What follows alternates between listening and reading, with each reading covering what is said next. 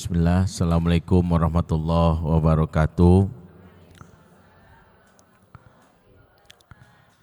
Alhamdulillah, assalatu wassalam ala rasulillah wa ala alihi wa sahbihi wa mawalah wa ba'du. Para bunda, para ayah, jamaah kajian Marwah Muslimah Center, semoga Allah memberkahi kita semua yang hadir dan semoga kita bisa masuk surga bersama-sama semuanya. Amin ya rabbal alamin. Buat anak-anakku yang hadir, ahlan wa sahlan, makasih adik 2 orang yang hadir juga. Kita tak pernah bosan mendoakan anak-anak kita ini, generasi yang kita harapkan. Kita doakan semoga jadi anak yang soleh dan solehah, menjadi pemimpin bagi orang-orang yang bertakwa. Rabbana hablana min azwajina wa zurriyatina qurrata a'yun waj'alna lil muttaqina imama. Rabbana hablana min ladunka dzurriatan thayyibatan wa minas sholihin innaka samid du'a. Amin ya rabbal alamin. Para bunda, para jamaah, di kesempatan siang ini kita ingin bincang lanjut mengenai mendidik anak akhir zaman, sebuah tema yang kita jadikan sebagai kewaspadaan, terutama kita yang hidup di zaman ini. Tentu anak-anak kita semakin mendekat pada hari kiamat, semakin berat tantangannya. Makanya di seri mendidik anak zaman saya jelaskan beberapa tantangan-tantangan yang bisa jadi itu akan menjadi challenge kita dalam mendidik, terutama anak-anak kita yang kelak tumbuh di masa depan. Di antara tantangan akhir zaman, Nabi berisyarat dalam hadis riwayat Imam Bukhari, di mana Nabi menyebutkan, ya nggak ada spidol, ya udah nggak apa-apa, cukup ini. Kalau ada bagus, karena lupa bikin slide. Inna min asroti sa'ah, sesungguhnya tanda-tanda datangnya kiamat adalah wayakthurul jahlu. Nabi memberitahu bahwa di antara tanda-tanda datang kiamat adalah banyaknya orang-orang jahil. Yang dimaksud jahil di dalam hadis ini itu makna yang dapat kita tangkap itu bodoh. Tapi bodoh di sini tidak dimaksudkan artinya bodoh secara intelektual. Alias orang-orang yang dimaksud bodoh di sini bukan berarti orang yang IQ-nya jongkok. Walaupun konon katanya orang Indonesia rata-rata IQ-nya 84, enggak tahu benar atau enggak. Ya, saya protes, enggak lah, minimal orang Indonesia IQ-nya 130. Ya, berdua sama teman gitu. Jadi ketika Nabi memberitahu tentang apa yang dimaksud kebodohan itu, bodoh di sini bukan berkaitan dengan IQ, karena Nabi sendiri menyematkan kalimat bodoh itu ke orang yang ada di zaman Nabi yang ternyata orang yang dikagumi karena kepintarannya. Namanya adalah Amr bin Hisham. Ya, Amr bin Hisham itu digelari oleh masyarakatnya Abul Hakam. Ya. Jadi kita bahas tanda yang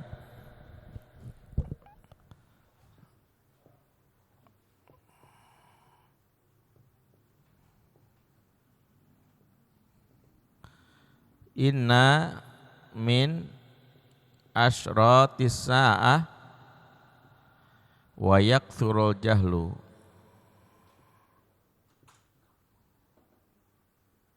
Ya.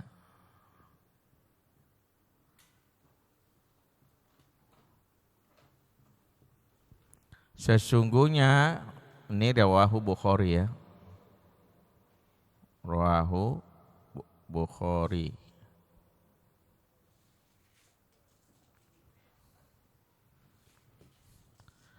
Sesungguhnya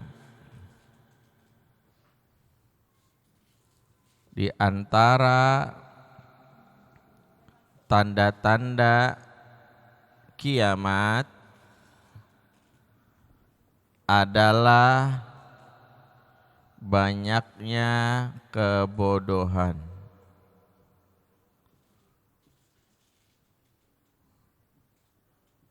Atau al-jahlu. Hadis riwayat Bukhari. Baik. Ketika Nabi memberitahu tanda kiamat adalah alias tandanya adalah banyaknya kebodohan, lagi-lagi bukan kita temui orang-orang yang IQ-nya jongkok. Karena tadi Nabi menyematkan gelar kebodohan justru ke orang yang dipuji sebagai orang pintar, yaitu Amr bin Hisham. Amr bin Hisham ini nama aslinya digelari oleh masyarakat Abul Hakam, orang yang paling cerdas, paling bijaksana, karena dikagumi kepemimpinannya. Tapi Nabi ngelihat bagaimana dia menjalani kehidupannya, Nabi justru memberikan gelar Abu Jahal. Jadi Abu Jahal disematkan Nabi ke orang yang ternyata diakui cerdas. Secara intelektual cerdas, tapi ternyata secara kelakuan justru alias mereka adalah orang bodoh. Maka kalau hari ini kita berada di era modern, meskipun seseorang dalam hal ini dia mungkin dalam hal ini pendidikannya tinggi, S1, S2, S3, pokoknya semua S sudah dicoba semua dia. Ya. Saking dia pinternya, tapi dia justru memiliki apa-apa yang disebutkan Nabi sebagai bentuk kebodohan, maka itu disebut sebagai orang yang bodoh. Makanya jahiliyah itu kata Nabi terkait bukan dengan apa yang terjadi dengan IQ, tapi terkait dengan perilaku. Dalam hadis yang lain diriwayatkan oleh Imam Muslim, Nabi memberitahu bahwa arba fi ummati minal umuril jahiliyah la yatrukuhunna, ada 4 dari umatku yang mereka dalam hal ini tidak meninggalkannya selamanya. 4 kebiasaan jahiliyah dari umatku kata Nabi. Yang pertama yang disebut namanya, dan ini ciri kejahiliahan di era modern. Yang pertama namanya al-fakhru al-hasab.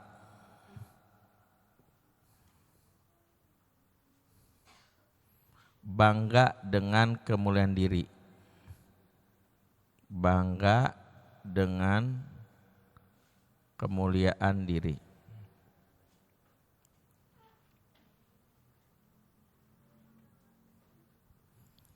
Maka ini PR pertama, mencetak anak-anak yang terhadap hasabnya itu dia merasa pede banget, merasa hebat. Dan ini awal cikal bakal dari sebuah konsep pendidikan. Ahlan, silakan. Waalaikumsalam. Awal dari cikal bakal konsep pendidikan jahiliyah adalah membuat orang lebih bangga kepada status dirinya. Silakan Pak. Bangga terhadap status diri ini disebut awal dari kejahiliahan, karena di saat itulah orang tidak lagi melihat kondisi di mana peran Allah dalam kehidupannya. Maka muncullah anak-anak yang kita anggap hebat tapi justru dicela oleh Al-Quran. Anak-anak yang dipuji dalam kehidupan itu yang disebut pede. Anak saya itu pede banget. Pede dalam kaitannya dengan pendidikan Islam itu hati-hati. Karena PD itu singkatannya apa? Percaya diri. Dan Islam tidak mengajarkan anak percaya diri, tapi percaya Allah. Sehingga yang membedakan adalah Yang diajarkan Islam bukan pede tapi yang izzah. Izzah beda dengan pede. Izzah itu sumbernya dari Allah, sementara pede sumbernya dari diri. Innal izzata lillahi jami'a. Sesungguhnya kemuliaan itu, izzah itu milik Allah segalanya. Kenapa ini penting? Karena akan muncul orang-orang yang kalau dididik dengan cara yang salah, dia disebut pede, tapi sejatinya dia orang yang memasuk kepada fase kerusakan akhlak dengan menganggap dirinya itu hebat. Makanya PD yang berlebih jadi NPD kata orang, NPD maksudnya. Maka kita lihat seberapa pedenya Firaun. Firaun itu pede. Buktinya apa? Dia berani mengatakan wa ana rabbukumul a'la, saya ini Tuhanmu yang paling tinggi. Pede enggak tuh? Ngaku Tuhan, bayangin. Tapi inilah yang justru dicela dan itulah seburuk-buruknya perkataan. Ngaku Tuhan aja udah buruk, apalagi Tuhan yang maha tinggi. Apa yang kita ambil pelajaran? Kalau kita tidak hati-hati, maksud hati untuk membuat anak pede, tapi jauh dari yang namanya hidayah Allah, hati-hati, justru itulah jebakan. Kenapa? Sebab pede dengan izah itu berbeda. Makanya di antara sentuhan pendidikan Islam yang membedakan kejahiliahan dan Islam adalah setiap apapun yang diberikan kemuliaan kepada seorang selalu tembakan kepada pemilik yang mengajarkan kemuliaan. Maka lihat dua kondisi dalam Al-Quran, seseorang diberikan kehebatan, satu dihinakan, satu dimuliakan karena ucapannya. Yang pertama kita lihat Korun. Korun itu kaya, berkuasa, popularitas tinggi. Kalau hari ini dia muncul mungkin akun IG-nya centang biru. Ya, followernya mungkin udah jutaan ya, endorse gampang lah. Bayangin, kaya luar biasa. Tapi dia mengucapkan satu kalimat dan ini awal Allah merendahkannya, menghinakannya. Kalimatnya mungkin selama ini enggak sadar sering juga kita ucapkan. Dalam surat Al-Qasas ayat 78 Allah abadikan kalimatnya, innama utituhu ala ilmin indi. Sesungguhnya aku bisa dapat ini semua karena ilmu yang aku miliki. Pernah ngomong itu enggak? Ya gue bisa lah karena gue punya ilmunya. Kalimat ini, kalimat yang kesannya keren, pada kalimat ini menjerumuskan. Kalimat ini seolah-olah menganggap bahwa semua proses ini karena semata-mata ini kemampuan saya.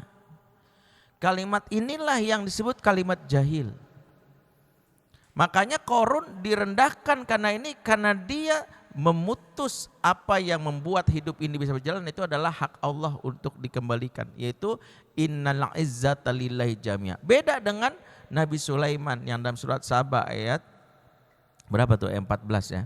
Ketika Nabi Sulaiman mendapatkan kekuasaan, kekayaan, beda dengan Korun. Alih-alih menyebut iyalah gue dapat ini semua karena ilmu, iyalah karena gue famous, tapi diucapkan hadza min fadli rabbi.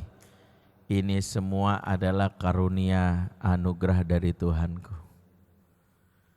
Ini semua dari Allah. Makanya konsep pendidikan Islam sangat tipis membuat anak itu pede dengan izah, tergantung cara kita menyampaikannya. Wih kakak hebat. Siapa dulu dong? Anak bunda. Itu membangku anak jadi izahiliyah. Al-fahru bil hasab. Ya, seperti ini ada B-nya. Bil hasab. Ya. Hasab, ya. Dengan dia bangga dengan keturunannya. Anak bunda bangga dengan, jangan. Ih, Masya Allah, abang hebat atas izin Allah. Ih, kamu bisa mengangkat itu ya, Allah memberikan kamu kekuatan. Menyebut Allah dalam setiap prestasi membuat anak tahu ini semata-mata dari Allah, bukan dari kemampuan kamu. Kalau Allah enggak berikan kehendak enggak bisa. Sekuat apapun kamu kalau enggak berikan enggak bisa. Maka konsep dalam Islam itu yang hari ini justru harus kita hati-hati adalah kita fokus mencetak anak PD, tapi PD tidak memiliki PA, akhirnya jadinya NPD. PA itu apa? Percaya Allah. Sebab harusnya mulailah PA dulu, sehingga disitulah muncul anak-anak yang tangguh karena dia menyadarkan diri kepada Allah.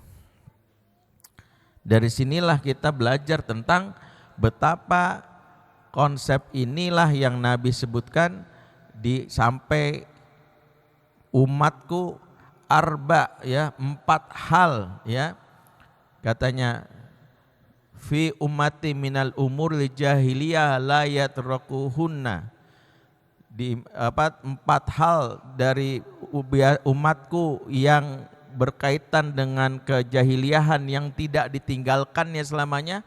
Yang pertama adalah al-fahru bil hasab, yaitu adalah bangga dengan kemuliaan diri, dengan dirinya. Makanya hati-hati kalau seringkali kita diajarkan sesuatu yang kesannya baik tapi menyelisihi syariat tanpa sadar.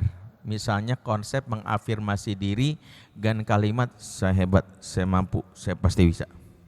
Sering ibu dapat kayak gini, hati-hati. Konsep ini kadang-kadang menjauhkan ketuhanan atau tauhid karena pakai hukum law attraction.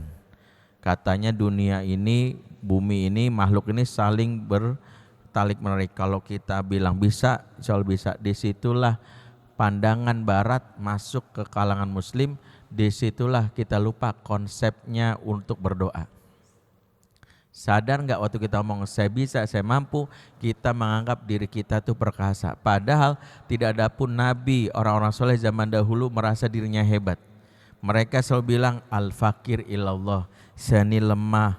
Bahkan Nabi Zakaria ketika berdoa sama Allah menyebut rambutku sudah beruban, tubuhku sudah menua, ya, bahkan disebutkan sudah mulai lemah.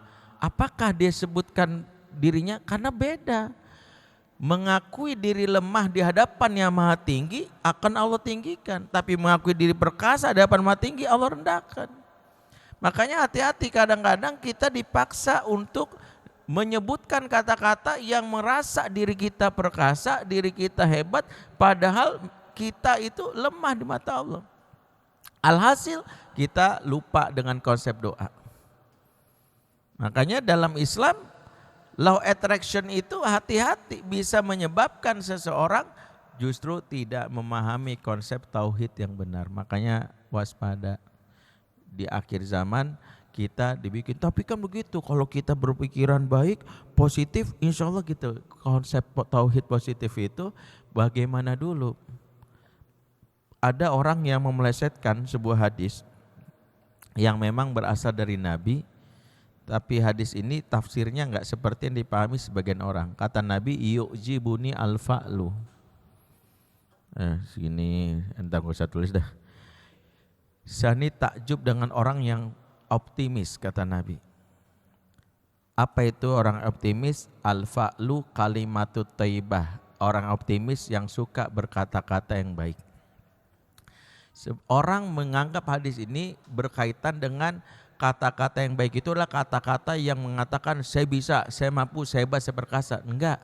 Kata-kata yang baik maksud hadis ini itu seperti firman Allah di surat Ibrahim ayat 24. Silakan baca.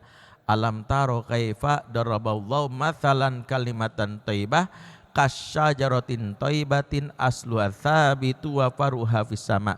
Tidakkah engkau melihat perumpamaan dari kalimat thayyibah? Kalimat thayyibah seperti pohon yang thayyibah. Apa yang disebut kalimat thayyibah dalam ayat ini? Yaitu tauhid. Jadi kalimat thayyibah itu bukan memuji-muji diri. Makanya nggak ada ceritanya Nabi Yunus masuk tenggelam dalam perut ikan paus, kemudian dia mengatakan di dalam perut, saya bisa, saya mampu, saya pasti keluar. Nggak ada. Yang diucapkan apa? La ilaha illa anta subhanaka. Lihat, Inni kuntu minazolimin. Dia bilang dirinya zolim kok. Apakah itu tanda bahwa dia rendah, kalimatnya negatif? Enggak. Dia mengakui kelemahan dirinya dan itu adalah hal yang menunjukkan konsep kehambaan kita kepada Allah. Makanya kita dicekoki anak kita tanpa sadar bangga ini, makanya nanti muncullah pensucian jiwa. Kesolehan mengaku-ngaku itu justru celah. Siapa dulu dong? Anak soleh. Rezeki anak soleh. Wala tuzaku anfusakum. Jangan kamu sucikan dirimu. Makanya gak pernah ada sejarahnya Nabi itu mengklaim dirinya soleh. Bahkan disebutkan mereka menyebut dirinya sebagai orang-orang Rabbana zolamna anfusana. Konsep ini menganggap bahwa seolah-olah ini ada kalimat positif. Bukan. Kalimat thayyibah dalam Islam adalah ketika kita sandarkan sesuatu kepada Allah. Makanya ucapan bagi kita yang menunjukkan kita itu terkoneksi Allah adalah la haula wala quwata illa billah. Aku ini lemah tapi engkau maha kuat. Makanya kan dalam doa Sayyidul Istighfar, kenapa disebut Sayyidul Istighfar paling disukai itu? Dari semua istighfar ada satu doa yang disebut Sayyidul Istighfar. Ini doa kalau kita ucapkan Nabi menjamin niscaya diampuni dosanya. Allahumma anta rabbi la ilaha illa anta. Lihat, khalaqtani wa ana abduka wa ana ala ahdika wa wa'dika mastata'tu. Itu artinya semua tidak menunjukkan saya ini hebat, saya ini mampu, saya ini perkasa. Enggak. Muji Allah, rendahkan diri. Anak-anak kita kalau tidak pakai pendekatan ini, muncullah anak-anak yang siapa dulu gua gitu loh. Dan kita bangga, anak saya mah Ustadz hebat. Dia lupa kehebatan yang tidak disandarkan kepada Allah, iblis dalam wujud manusia yang hari ini kita didik. Karena iblis pun mengaku dirinya hebat. Ana khairu minhu, saya lebih baik dari Adam. Khalaqtani minar wa khalaqtahu min tin. Saya diciptakan dari api, dari tanah. Nanti akan berbangga-bangga dengan status diri. Gue lulusan UI, lu lulusan kampus mana? Gue lulusan Lipia, lu dari pesantren mana? Nanti ujung-ujungnya merendahkan orang. Menganggap diri hebat. Maka konsep pertama Nabi memberitahu maraknya kejahiliahan di akhir zaman dimulai dengan kebiasaan berbangga-bangga dengan kemuliaan, keturunan, bahkan berbangga-bangga dengan apa yang disebut organisasi, kelompok. Itulah awal. Nah, inilah yang kita khawatirkan.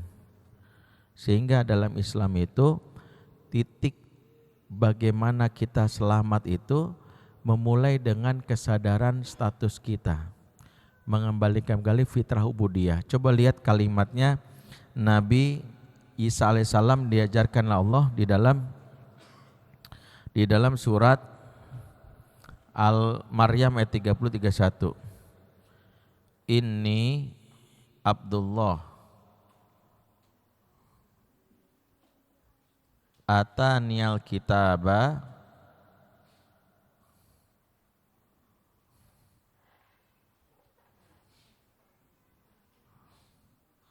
wa ja'alani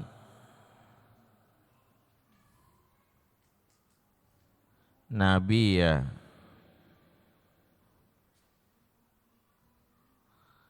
Inni Abdullah ataniyal kitaba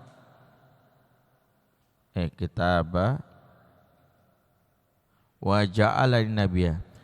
Sesungguhnya aku ini hamba Allah. Saya hapus dulu ini. Ntar ini udah paham ya.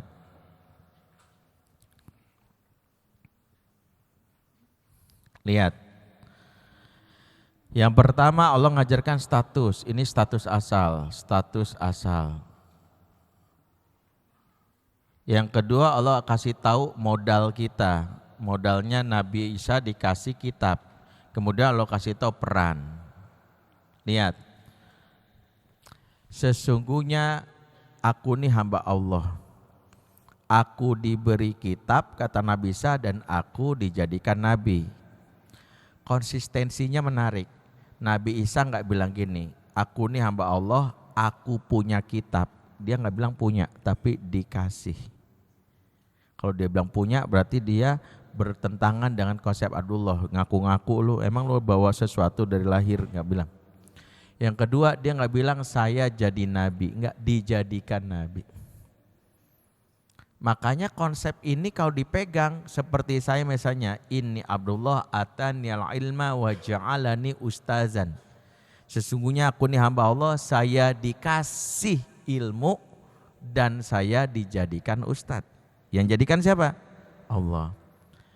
Misalnya, ini Abdullah ataniyal mulk wa ja'alani malik. Sesungguhnya aku ini hamba Allah, aku dikasih kekuasaan dan aku dijadikan raja. Ini Abdullah ataniyal mal wa ja'alani, misalnya tajiran atau agniya. Sesungguhnya aku hamba Allah, aku dikasih harta, aku jadi orang, dijadikan orang kaya. Polanya selalu begitu. Makanya kalimat inilah yang kita latih. Orang yang selama hidupnya dikasih motivasi law attraction dengan kamu hebat, kamu luar biasa, kamu perkasa, maka yang muncul dalam kehidupan dia adalah dia menyangka sumber kekuatan itu diri dia. Akhirnya lupa siapa yang memberi. Tanpa sadar bilang dia itu memiliki kekuatan. Ini disebut kejahiliahan di abad modern. Makanya hati-hati. Ya. Hati-hati kalau kita termasuk yang kayak gitu. Makanya kenapa pentingnya kita merefleksikan diri. Kita ini hakikatnya lihat, status asal enggak berubah. Modal dan peran yang berubah. Ini berubah. Ini berubah. Tapi status asal tetap. Ada yang dapat duit akhirnya jadi orang kaya tapi tetap hamba Allah. Ada yang dikasih kekuasaan jadi raja tapi tetap hamba Allah. Ada yang dikasih ilmu jadi ustaz tapi tetap hamba Allah. Semuanya tetap. Ada yang dikasih kemampuan acting, jadilah artis, semuanya tetap hamba Allah. Jadi semuanya itu hamba Allah. Nah, konsep ini membuat anak kita tumbuh dengan kesadaran. Enggak petantang petenteng. Dia bukan orang yang kepedean, kebablasan, yang diberikan kepadanya justru izah tadi. Jadi konsep izah itu membuat seorang anak itu, dia itu menyandarkannya kepada Allah sehingga kemuliaan itu enggak dibuat-buat. Memang Allah muliakan dia karena kemuliaan itu bukan diciptakan oleh manusia tapi didatangkan Allah. Lihat surat Al-Imran 26, Qulillahumma malikal mulki tu'til mulka man tasya wa ta'izu mimman tasya wa tu'izzu man tasya wa tudhillu man tasya biyadikal khair. Katakanlah Allah pemilik kekuasaan. Allah berkehendak memberi kekuasaan kepada yang kehendaki dan Allah berkehendak mencabut kekuasaan kepada yang dikehendaki. Allah berkehendak meninggikan sesuai yang dia kehendaki dan Allah berkehendak menghinakan sesuai yang Allah kehendaki. Jadi izah itu enggak bisa dibuat-buat. Makanya di antara cara kita untuk kembali ke titik nol supaya enggak masuk dalam perangkap jahiliyah itu adalah kita harus mengihramkan hati kita. Itulah hakikat kenapa haji dan umroh. Maka haji dan umroh itu sebenarnya menggalikan riset kita ini semua hamba. Bagi laki-laki disuruh pakaiannya sama supaya enggak ada bedanya kita dengan yang lain. Jadi jangan sampai nanti nih bapak-bapak umroh pakai pakaian ihram tapi masih bilang gini, gue jenderal ya. Lu jangan ini, gue nih ustadz terkenal ya di kampung di kota gue lah. Dia mengihramkan bajunya tapi bukan hatinya. Disitulah dia terjebak kepada jahiliyah di abad modern. Jadi berbangga-bangga dengan status, lupa mengembalikan ke Allah itu jahiliyah. Makanya hati-hati pulang bawa haji selalu sebut kepada Ustadz Benri, Haji Benri Jaisurrahman. Udah 3 kali nih, 4 kali ya, hahaha gitu. Itu jebakan tuh. Haji sejak lahir. Jadi kalau menyebutkan orang nggak nyebut haji kayaknya sakit hati banget. Lu nggak tahu gua. Kau perlu hajinya tambah HF, Haji Furoda. Oh, saya kesannya kan ada HR, HP, HF. HR haji reguler, HP haji plus. Gitu. Ya HF nih Haji Furoda plus. Oh, gitu. Jadi kalau haji itu dijadikan sarana untuk bangga, itulah flexing yang nggak sadari walaupun konteksnya ibadah. Dan itulah perilaku berbangga diri yang menunjukkan kejahilian menurut Nabi. Nah, tantangan di akhir zaman itu yang disebut wayaksul jahlu, yang kata Nabi itu ya, yaitu kebodohan yang marah, itu bermulai dengan banyaknya orang yang pinter, IQ-nya tinggi tapi senang banget banggain statusnya. Makanya gelarnya harus tampilin. Ya. Kalau enggak gelar, gue kuliah tinggi-tinggi. Saya mah, ditanya, Ustadz gelarnya apa? Gelar tiker aja saya mah. Ya buat apa? Ya kalaupun mau sebagai pembuktian akademik ya tambahin aja nggak apa-apa. Tapi nggak harus kalau orang nggak nyebut gelarnya terus kita sakit hati, biasa aja. Saya kadang-kadang dipanggil bukan Ustadz juga, Bang, biasa aja. Ya memang siapa perlu Pak, Bapak silakan, itu ya biasa aja, nggak perlu. Karena hakikatnya memang ujian berat itu adalah merasa kita punya padahal kita diberikan. Nah itulah pendidikan di akhir zaman melatih anak kita sadar tentang statusnya. Jangan sampai nanti dia jadi orang yang petantang petenteng, mengaku bangga dan benar. Itu penyakit yang pertama. Yang kedua, kata Nabi, saya hapus yang atas aja deh. Tadi harusnya saya mau bikin slide-nya tapi mikir belum sempat, ya udahlah.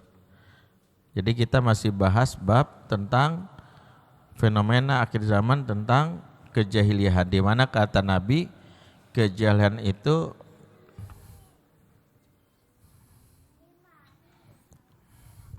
yang pertama adalah al-jahiliyah, versi Nabi adalah yang pertama adalah al-fakhru bil hasab. Yang kedua adalah at-ta'nu bi at-ta'nu an-nasab al-ansab.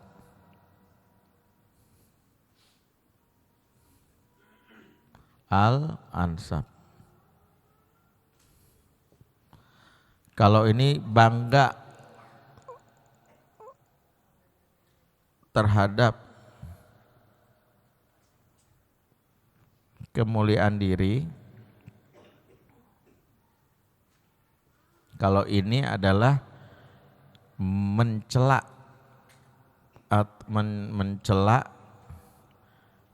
apa ya, al-nasab itu silsilah atau keturunan, atau sebut ciri kita bullying. Sebenarnya at-ta'nu itu artinya menusuk ya. Ta'anahu ya bil humuz, dia nombak menusuk dengan tombak, bis saif gitu ya. Jadi ta'nu itu artinya menusuk, tapi konsep yang dipahami hadis Nabi itu menusuk itu artinya mengatakan kata-kata yang menyakiti, maka kita terjemahkan maksudnya adalah mencela, mencaci. Kebiasaan jahiliyah yang tanpa sadar dilakukan hari ini adalah at-ta'nu al-ansab, yaitu adalah mencaci maki orang berdasarkan keturunan atau statusnya. Dasar orang kismin lo gitu. Ya, orang kalau sudah bangga pastinya dia juga punya kebiasaan merendahkan orang. Kayak lu bisa aja, bukan sekedar mencela kemiskinan, juga mencela kelompok. Makanya hari ini kita disuguhi praktek betapa bullying itu menjadi sesuatu yang dilakukan hampir semua kalangan. Bahkan yang mengerikan ada di kalangan yang dididik dalam Islam lewat sebuah institusi namanya pesantren, walaupun nggak semua pesantren. Di pesantren ada kasus bullying ada. Kenapa? Karena dia berasal dari rumah yang bisa jadi kebulian atau bully itu sudah diajarkan tanpa sadar. Mencela gitu. Kamu memang bisa, atau misalnya ya lah gitu doang. Mencela, mencaci, merendahkan itu menjadi sebuah habit rumah ke bawah sampai dia dewasa. Dan itu jahiliyah di abad modern. Yang itu menjadi tantangan kita, di mana anak-anak yang tumbuh dengan caci maki, dia mencaci maki orang. Muncullah kasus bullying, merendahkan, sampai akhirnya ribut antar golongan. Dan itulah kenapa turunnya ayat Quran yang tadi dibacakan oleh Ustadz Habib, itu sebenarnya kebiasaan jahiliyah yang hari ini masih relate. Ya ayyuhalladzina amanu la yashar qaumun min qaumin asa ayakunu khairum minhum wala nisa'um min nisa'in asa ayakunna khairum minhun. Dimulai dengan orang beriman, jangan kali-sekali kamu mengolok-olok bahwa kaum, karena bisa jadi kaum tersebut lebih baik dari kamu. Dan jangan pula segolongan perempuan, sampai hal ini dibikin pembeda. Tidaklah sebuah ayat membuat pembedaan dengan menyebutkan perempuan khusus, karena biasa gini, sebuah celaan atau perintah Allah biasanya kalau satu ayat cukup mewakili laki-laki perempuan. Begitu ada ayat yang membahas dipisahkan laki dan perempuan, menjadi sebuah perhatian, karena biasanya ayat ini terkait dengan dominan yang melakukannya itu adalah perempuan. Mencela, mengolok-olok, ya gitu dong bisa. Nah itu. Bahkan wala talmizu anfusakum, jangan kamu mencela, berkata-kata kasar. Yang terakhir wala tanafasu fil alqab, jangan kamu memberikan julukan yang buruk. Julukan. Dan kita berapa tahun belakangan ini disodori fakta yang kadang miris, gara-gara politik sudah muncul label tuh, dasar cebong, dasar kampret. Mulai pemisahan anak abah, termul, ya banyak. Tanpa sadar kita itu sendiri melakukan tradisi jahiliyah di era sekarang. Dan hari ini bully yang menjadi salah satu pembahasan dalam syariat yang dicela enggak boleh, justru difasilitasi dengan sebuah konsep seni namanya roasting. Biasanya ada di mana tuh stand up komedian. Kita roasting si ini, roasting yang dimaksud itu ya mencaci orang, tapi dibikin supaya ketawa, padahal ketawa maupun tidak, hakikatnya bukan orangnya yang kita anggap, dianya nggak apa-apa kok di roasting. No, ini tentang tanggung jawabmu kepada Allah. Contoh gini, kita ngomong kasar sama orang tua, walaupun orang tua kita maafin, di mata Allah tetap kita durhaka. Jangan berpikir gitu, tapi bapak saya biasa aja tuh. No, bapak mungkin biasa, tapi mata Allah itu hal yang buruk. Jadi ini bukan dianggap biasa, karena ini berkaitan dengan Allah tidak ingin makhluknya terbiasa dengan perbuatan yang buruk. Makanya ketika ada orang yang mencela, kemudian temannya biasa cuma canda-candaan, la yuhibbullahu jahra bisu'i minal qauli illa man zulim. Allah tidak menyukai perkataan yang buruk yang dikeluarkan lisan manusia, kecuali, nah ini kecualinya ada, kecuali orang-orang yang dizolimi. Maka orang yang dizolimi boleh berkata-kata buruk kepada yang menzoliminya. Itu ada pengecualiannya. Kita ditangkap, disiksa, ditindas sama tentara Israel, maka kita boleh mengatakan dasar kau terlaknat, mati lu, dan sebagainya, itu boleh karena kita dizolimi. Tapi orang yang merosting gak ada alasannya, demi alasan lucu-lucuan, demi alasan candaan, gak ada. Karena syariatnya memang gak boleh. Dan itu yang harus kita pahami. Apalagi kalau sudah mencela dengan body shaming. Yang itu bahkan Nabi belum pernah marah kepada istrinya kecuali ketika istrinya memberikan isyarat body shaming. Tahu enggak? Aisyah Mu'minin pernah memberi isyarat ketika datang istri Nabi yang lain namanya Saudah dengan sebuah isyarat. Si pendek. Diginin pakai bahasa tubuh. Gini, Aisyah beritahu. Nabi mengatakan setanmu baru aja datang ya. Jadi Nabi mengatakan setanmu baru datang. Karena Nabi gak suka. Walaupun cuma ngasih isyarat. Pendek nih. Karena memang istri Nabi yang sebut pendek badannya dan gemuk itu namanya Saudah binti Zam'ah itu yang dinikahi Nabi sebada Khadijah wafat. Tapi Nabi memuliakan istrinya dan tidak boleh karena alasan itu dijadikan alasan untuk mencaci maki. Aisyah cantik memang muda tapi nggak boleh itu, maka diingatkan. Jadi kalau body shaming dilakukan hati-hati dengan menyebut bagaimana Abu Dzar Al-Ghifari sampai disebut punya benih jahiliyah, kita mengatakan kepada namanya Bilal budak hitam dari Habsyi. Menyebut kulit hitam dan budak bahkan dari Habsyi, bahkan Nabi memarahinya dan menganggap jahiliyahnya masih muncul di jiwanya Abu Dzar. Inilah pendengar betapa kita di zaman ini pendidikan yang kita latih adalah pendidikan yang menjauhkan anak dari bagaimana bangga dengan keturunan, bangga dengan kemuliaan dirinya supaya enggak kepedean. Yang kedua, jangan sampai anak kita termasuk yang melakukan upaya mencela. Ya, makanya mencela itu 3 kategorinya, mengolok-olok, mulanya ledek-ledek. Yang kedua adalah mulai mencaci maki. Yang ketiga memberikan julukan yang buruk. Ada dalam surat Al-Hujurat ayat 11. Yang ketiga, kejahiliahan yang disebut Nabi tidak ditinggalkan oleh umatku, yaitu adalah al-istisqa,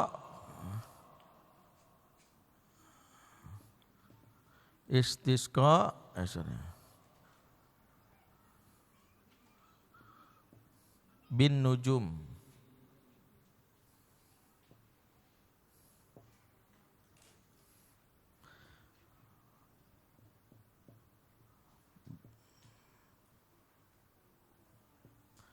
Apa itu istisqa bin nujum? Yaitu meminta keberuntungan lewat bintang. Istisqa ini maksudnya minta hujan lewat perbintangan, alias percaya kepada tahayul, meminta hujan lewat perbintangan. Ini isyarat tentang, yaitu apa kalau hari ini namanya? Zodiak, tahayul, zodiak dan sebagainya. Itu jahiliyah.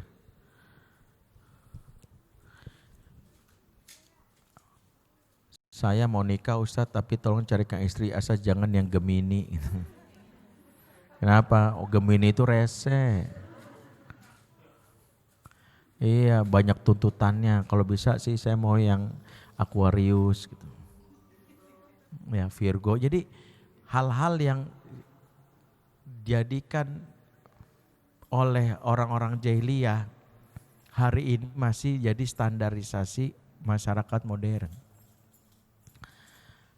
Memang hadis ini berkaitan dengan istisqa. Istisqa itu minta hujan.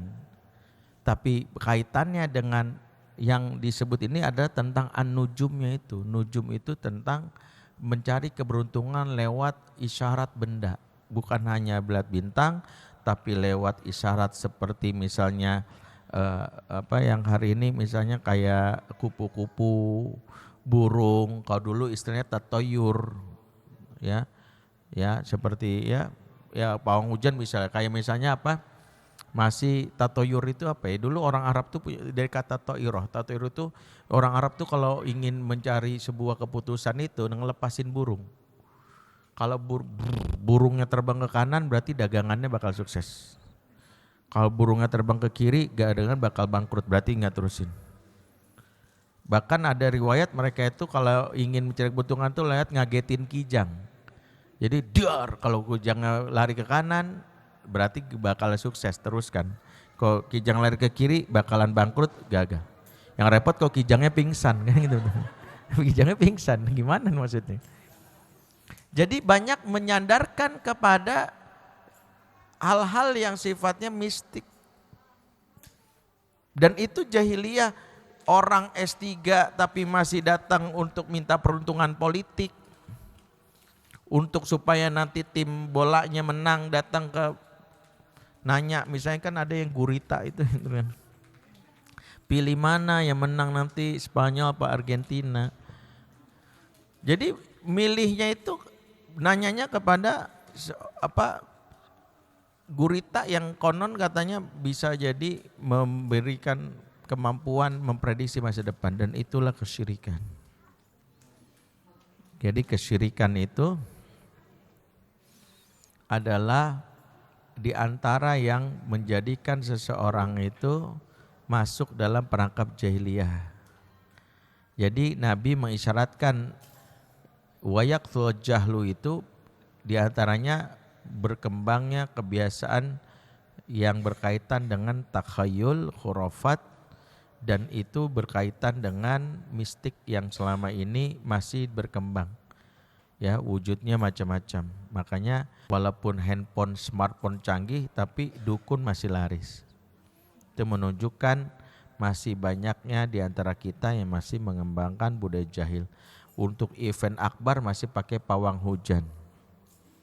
Dan itu masih muncul di sekitar kita. Itu Nabi sebutkan 4 hal dari kebiasaan jahiliyah umatku yang tidak hilang dan mereka tidak tinggalkan. Di antara yang ketiga adalah al-istiqa bin nujum. Yang keempat namanya an-niyahah. Apa tuh an-niyahah?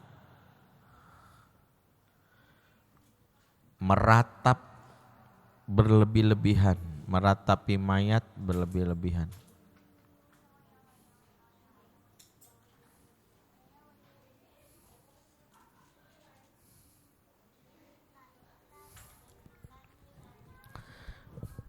Ya, meratapi mayat berlebihan itu apa? Nangis, meraung-raung, guling-gulingan. Dan kalau kita simpulkan hari ini, meratapi mayat berlebihan itu adalah ekspresi histeria dalam banyak hal. Emosi yang tidak terkendali, menghadapi musibah sampai memukul diri. Ya, mengatakan pokoknya ekspresi berlebihan yang menunjukkan bagaimana dia tidak mengontrol emosinya, itu bagian dari an-niyahah tadi. Ya.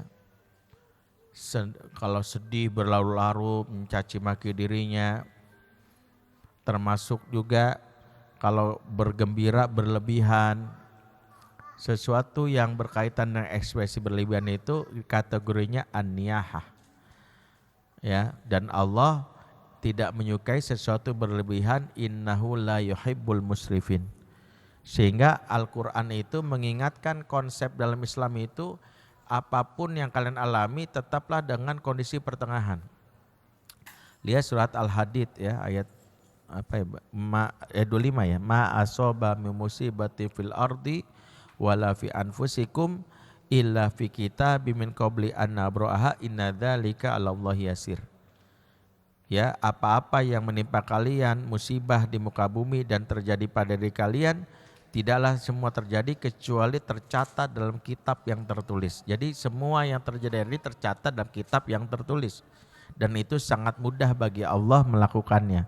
Kenapa Allah memberitahu bahwa semua kejadian tercatat? Allah kasih alasannya di ayat sambungannya. Likai la ta'saw ala ma fatakum wa la tafrahu bima atakum.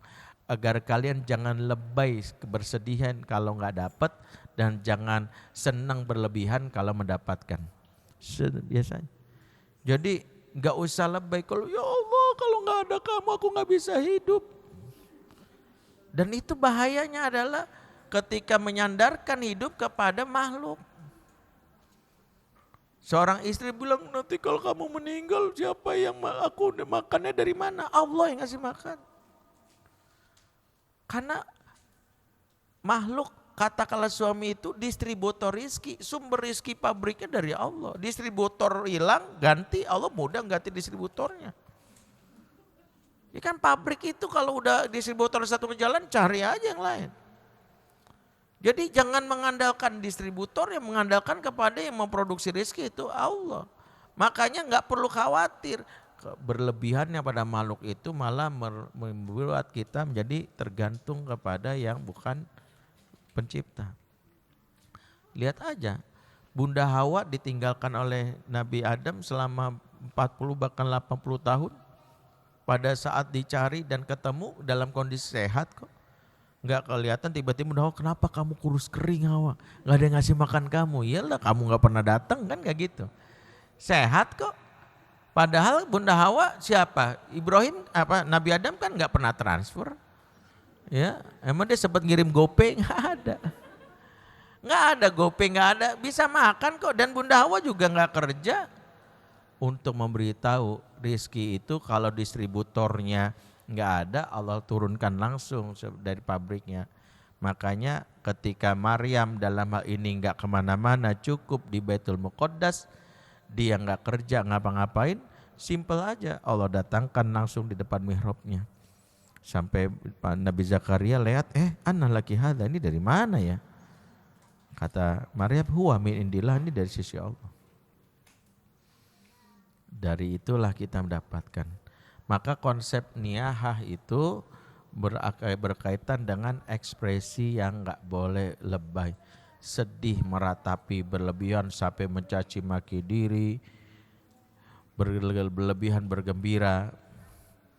Makanya saya termasuk contoh yang nggak sadari, misalnya ketika ada orang mengekspresikan dengan gini, kalau klub bola gue menang, gue cukur setengah pala gue.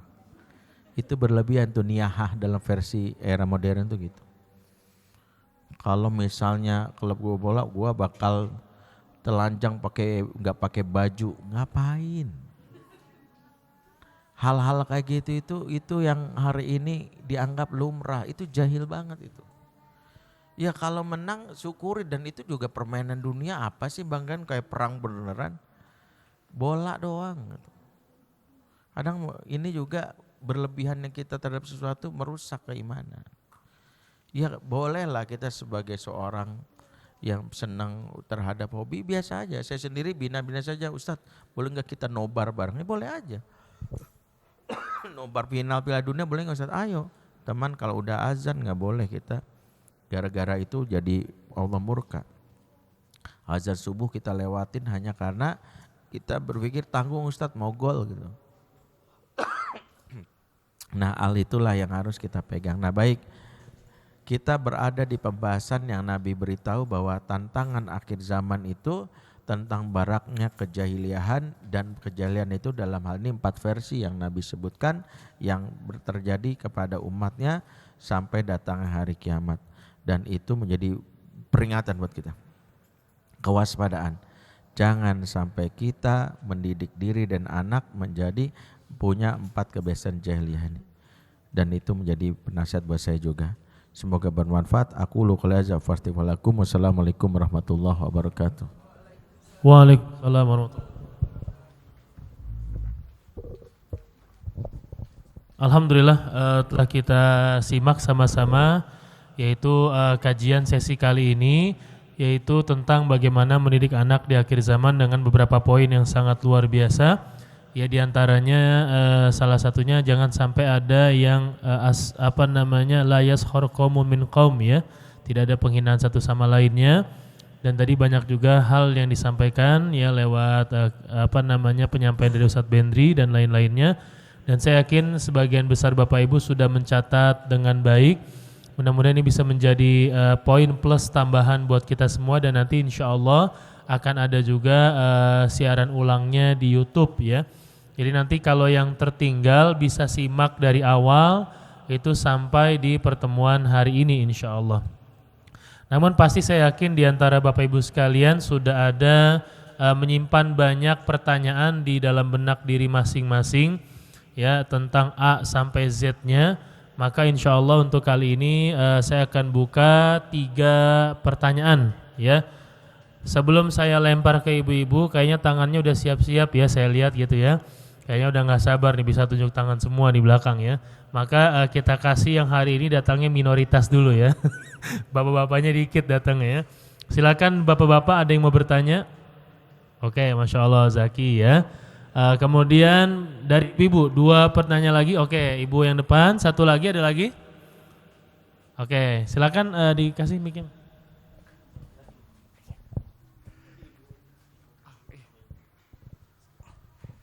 Assalamualaikum warahmatullahi wabarakatuh. Perkenalkan semuanya, nama saya Zaki. Izin bertanya Pak Ustadz, Zaki terkait poin 3 tadi yang meminta hujah lewat perbintangan, ini ingin menanyakan saja untuk di Indonesia sendiri kan kita kental sekali dengan adat istiadat ya. Ada saja gitu adat-adat ataupun kebiasaan dari orang-orang terdahulu yang masih diikuti sampai sekarang. Contohnya kayak kalau misalkan pernikahan itu nginjak telur atau bahkan menyebarkan bunga dengan niatan mereka mengharapkan kebahagiaan seperti itu. Apakah itu termasuk juga? Itu aja sih kalau dari Zaki. Terima kasih. Iya. Al-adah muhakkamah. Adat itu bisa menjadi hukum selama adat tersebut tidak termasuk adat yang fasad atau yang rusak. Ciri adat yang fasad atau rusak itu jika dalam adat itu satu sudah merusak yang namanya akidah lewat keyakinan-keyakinan tertentu. Contoh, hari keberuntungan. Kalau kita meyakini bahwa tanggal sekian beruntung, tanggal sekian sial, kita termasuk terjebak dalam adat yang buruk. Ya, saya pernah tanya Ustadz, hari apa yang baik untuk nikah? Semua hari baik untuk nikah. Kecuali hari kiamat ya, karena catering tutup. Iya, warung Madura buka tapi setengah hari gitu nih. Jadi konsep ini penting kita pahami ya. Jadi kalau ranahnya sudah masuk ke ranah keyakinan itu sangat tipis dan itu bahaya. Makanya kalau kita ada ranah keyakinan, keberuntungan itu jauhkan. Kecuali pilihannya itu lebih kepada faktor yang sifatnya manusiawi. Di tanggal tersebut banyak yang libur. Kan boleh saja. Saya pengen karena banyak libur. Yang kedua pas banget hari itu misalnya bulan Ramadan jadi irit kan kita cuma ngasih takjil doang. Kan gitu boleh juga. Jadi dia nikah dia ngasih ampau, nah itu udah pelit kan gitu. Kita bekalin deh takjil, aqua sama korma, udah selesai.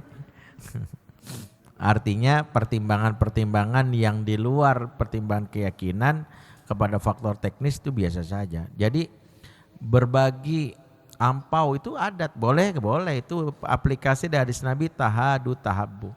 Tapi nggak usah dipaksakan, kalau sudah sampai takalluf berlebihan memaksakan diri nggak boleh. Misalnya harus berutang untuk walimah itu enggak.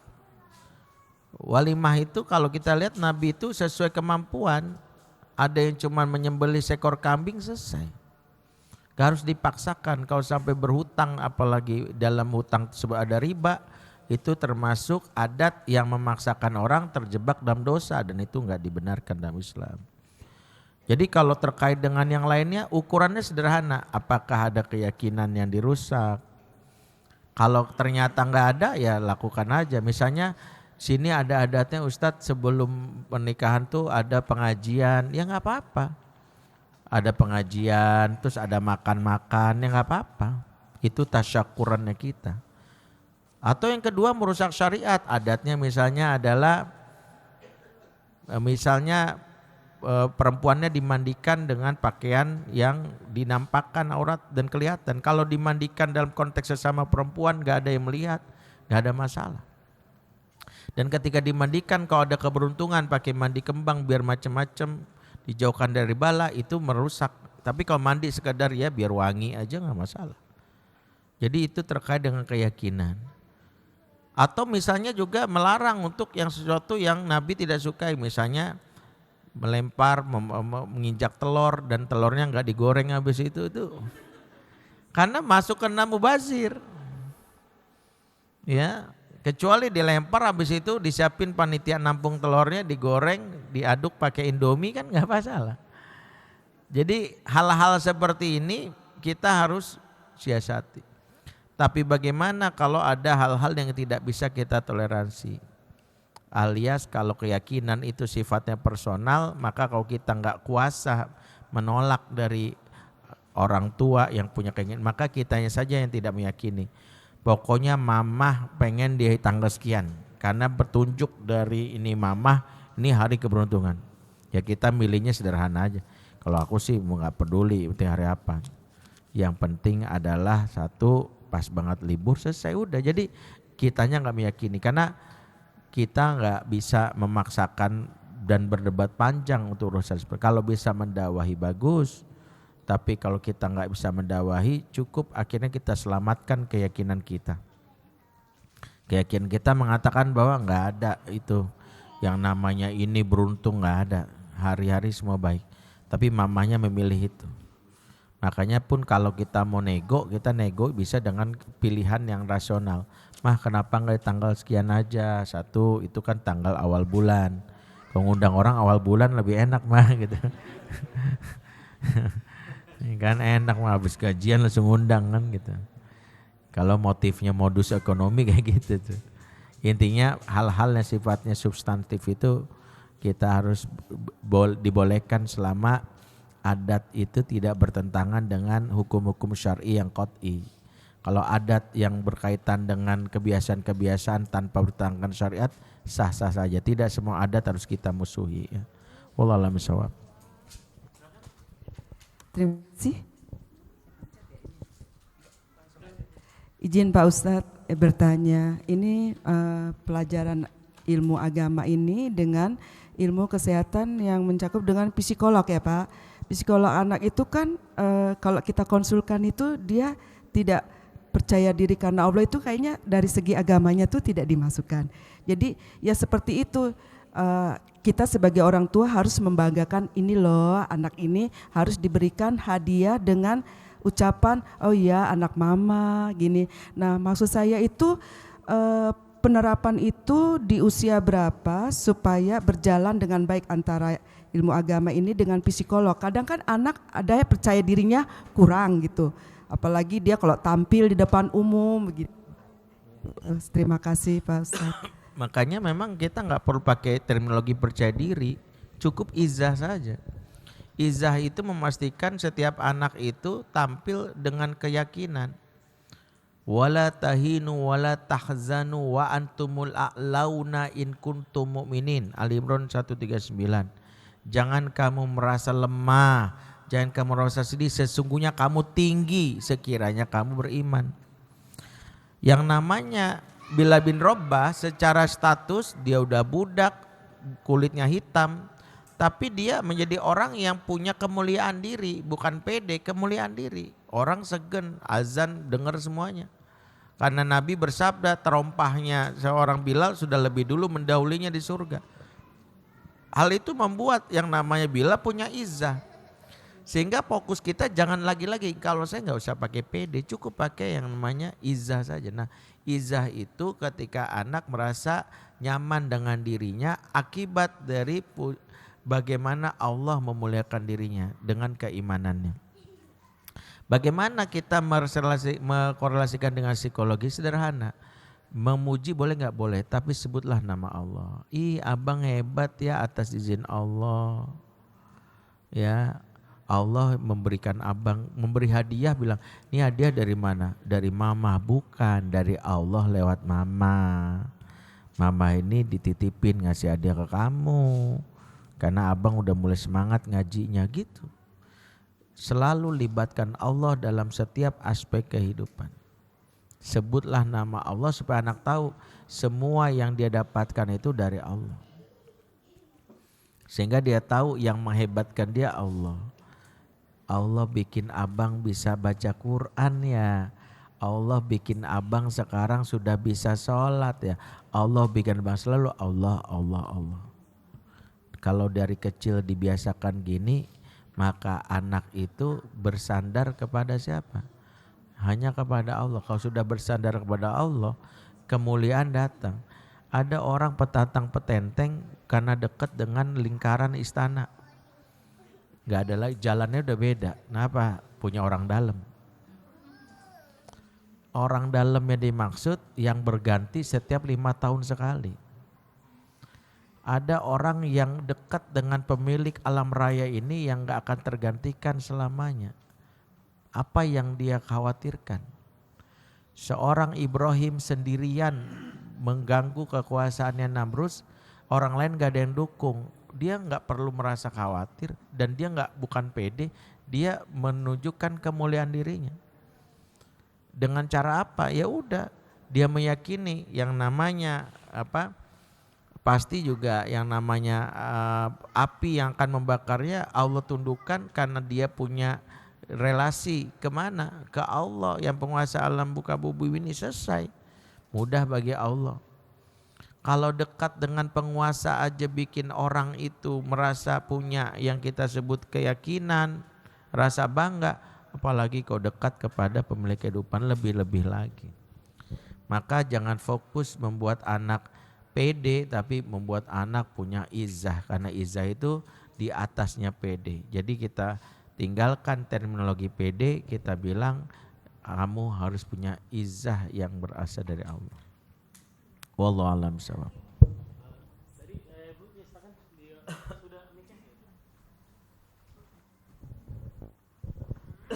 Assalamualaikum warahmatullahi wabarakatuh.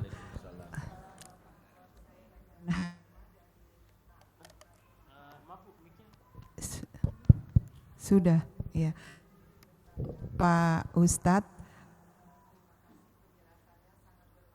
buat kami yang ingin kami tanyakan adalah saat ini baik di YouTube atau di WA itu banyak sekali beredar bullying baik untuk pejabat ataupun ustadz ataupun yang lainnya. Yang ingin kami tanyakan bagaimana kita menyikapi hal-hal tersebut, karena walaupun kita hadir di pengajian itu tangannya kadang masih gatal Pak Ustadz untuk meneruskan WA ataupun YouTube ke teman-teman yang lain. Sedangkan hal itu saya lihat lebih banyak ke seperti bullying, walaupun kita ini memang saat ini sangat dizolimi oleh pemimpin kita sendiri. Jadi yang ingin saya tanyakan bagaimana kita menyikapi agar kita tidak hanyut dalam bullying tersebut. Terima kasih. Wassalamualaikum warahmatullahi wabarakatuh. Jadi kata kuncinya adalah kita nggak bisa mengubah orang sekitar kita. Yang bisa kita ubah, apa yang bisa kita lakukan yaitu diri kita sendiri. Maka kalau kita menemukan orang yang melakukan sesuatu yang tercela, TR kita mengingatkan, memberitahu. Orang lain gak dengar, ya itu hidayah masing-masing berbeda. Tapi kalau kita dengan konteks diri kita berbeda.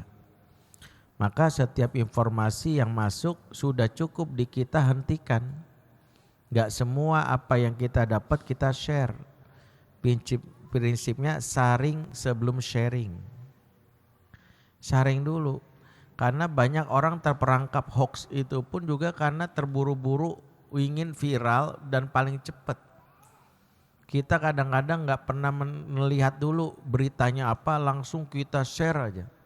Pernah di sebuah grup, dan ini saya di dalamnya, saya pasif dalam grup tersebut. Tapi dari situ saya ngasih pelajaran dan saya kasih nasihat kepada grup. Jadi waktu itu grup itu sedang friksi antara dua kubu capres waktu itu. Nah, ada seorang yang pendukung capres tertentu memposting sebuah berita judulnya Israel mendukung pasangan nomor sekian.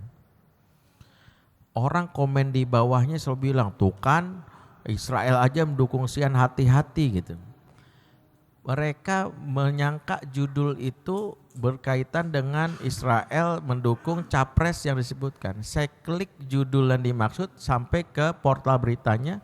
Nyata portal beritanya bercerita tentang Israel Situme yang kepala pengemudi di Sumatera Utara menyatakan dukungannya kepada pasangan nomor sekian. Saya kirim link beritanya saya tempelin. Tolong baca dulu dari akhir. Itu yang nge-share pertama kali langsung malu diem. Saya padahal bisa jadi sama dengan dia dukungannya, tapi saya sangat nggak suka dengan orang yang terburu-buru nggak baca isinya langsung share. Akhirnya dari awal udah, oh iya tuh kan hati-hati. Saya bilang Bapak Ibu udah baca nggak sih isinya? Kalau saya baca dulu sebelum saya share. Saya kalaupun udah baca saya pikirin, satu, bermanfaat nggak sih kalau saya share? Yang kedua, adakah dampaknya gara-gara ini bakal berantem atau enggak? Ada, ya udah nggak usah. Buat apa ya? Kalau nggak ada faedahnya apa? Ya udah saya hentikan aja. Kalau kita kan merasa orang pertamax gitu kan. Jadi informasi itu kayak senang banget kok kita duluan tanpa men-share, jangan itu hoax. Masyarakat yang begini itulah jadi korban incaran banyak orang yang menawarkan. Bahkan hadis palsu kadang muncul di setiap awal bulan. Kita masuki bulan Rajab, siapa yang mengirimkan ke 10 nomor terdekat, insya Allah dapat rezeki dalam waktu 10 minggu setelah ini. Barang siapa yang tidak mengirimnya, kami mendapatkan mimpi dari juru kuncinya Nabi Muhammad SAW akan mendapatkan penyakit lepra dalam setahun. Share. Itu kan kebiasaan kita yang nggak ngerti sumber ilmunya gitu. Padahal kita tahu, masa setiap bulan ada hadis Nabi kayak gini? Nggak ada. Cek dulu bener nggak ada hadisnya? Nggak ada. Tapi kita takut Ustadz, ya takut tuh karena kita nggak tahu hadisnya. Nggak ada, saya bilang nggak ada hadis riwayat aja juga nggak ada. Jadi kita itu termakan kayak gitu. Jadi intinya jadi orang yang mampu menahan diri syahwatul kalam dan syahwatul jempolnya itu. Jempolnya ditahan tuh nggak ngeklik, kalam tuh tahan diri nggak untuk banyak bicara. Wallahu a'lam bishawab. Oke, masih ada waktu ya. 2 penanya lagi silakan. Ada yang mau bertanya?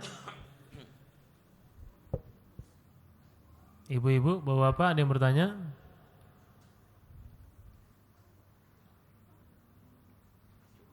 Ayo, sudah cukup? Oh ya, silakan.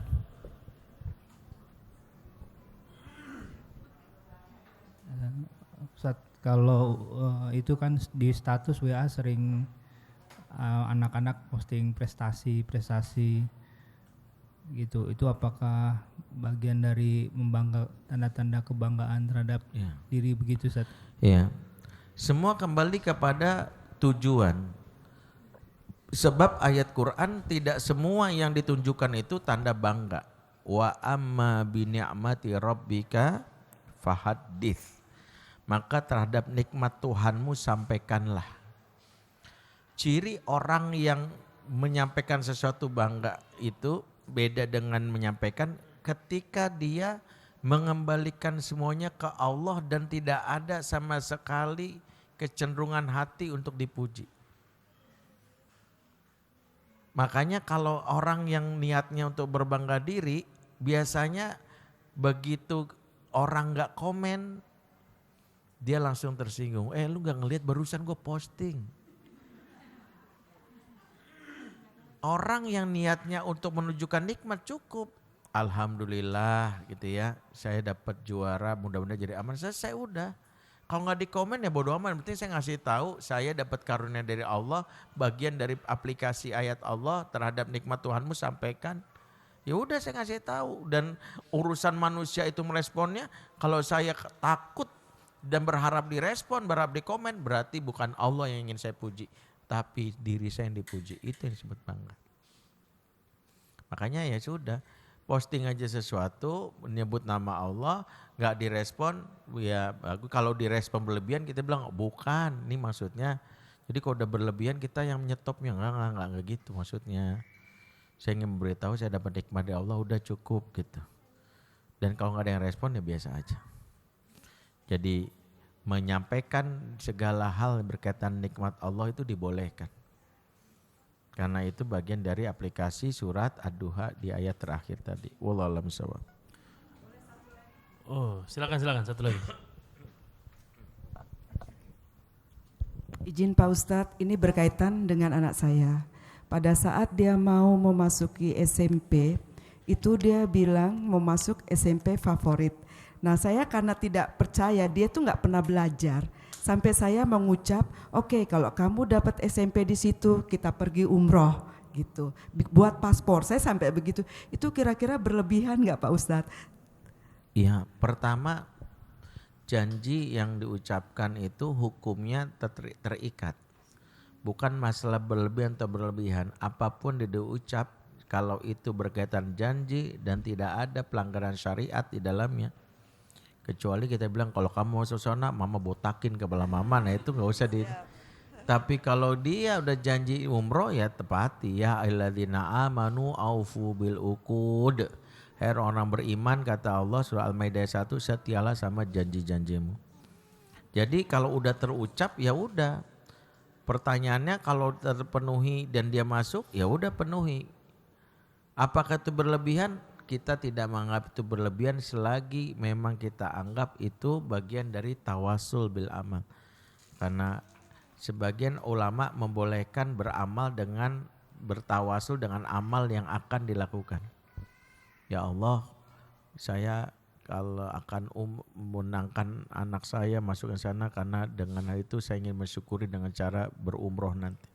Itu namanya boleh, saya akan berumroh. Tawasul bil amal boleh. Dengan amal yang akan dilakukan. Dan itu boleh saja. Wallahu a'lam bishawab. Terima kasih Pak Ustadz. Assalamualaikum warahmatullahi wabarakatuh. Baik, alhamdulillah telah kita selesaikan dari kajian dan juga pertanyaan serta jawaban tadi disampaikan oleh guru kita Al-Ustadz Ajubaindri Jayusrahman. Insyaallah nantikan program-program kami berikutnya. Namun sebelum itu alangkah lebih indahnya sedikit kita closing statement dari Ustadz kita plus nanti doa, dan juga nanti mudah-mudahan di bulan berikutnya Bapak Ibu sekalian bisa lihat-lihat kembali di grup ataupun di Instagram kami untuk kajian parenting series berikutnya. Silakan Ustadz izin closing statement plus doa. Baik, semakin berdekati akhir zaman, semakin isyarat Nabi akan banyaknya perkara-perkara jahiliyah muncul. Maka tidak ada jawaban yang paling mungkin mendekatkan orang menjauhkan jahiliyah kecuali mendekatkan mereka kepada agamanya. Sebab lawan dari kata jahiliyah itu adalah al-Islam. Semakin kita menjauh dari Islam, semakin mudah mendapatkan pengaruh jahiliyah. Maka kenali Islam, pahami dan aplikasikan apa yang diajarkan Nabi. Insya walaupun zaman semakin canggih, semakin modern, tapi kita terbimbing menghadapi zaman yang penuh fitnah ini. Semoga Allah selamatkan kita dari keburukan di akhir zaman. Mari kita berdoa. A'udzubillahi minasyaitonirrajim. Bismillahirrahmanirrahim. Alhamdulillahirabbil alamin. Hamdan syakirin, hamdan na'imin, hamdan yafi namahu wa yakafi mazidah.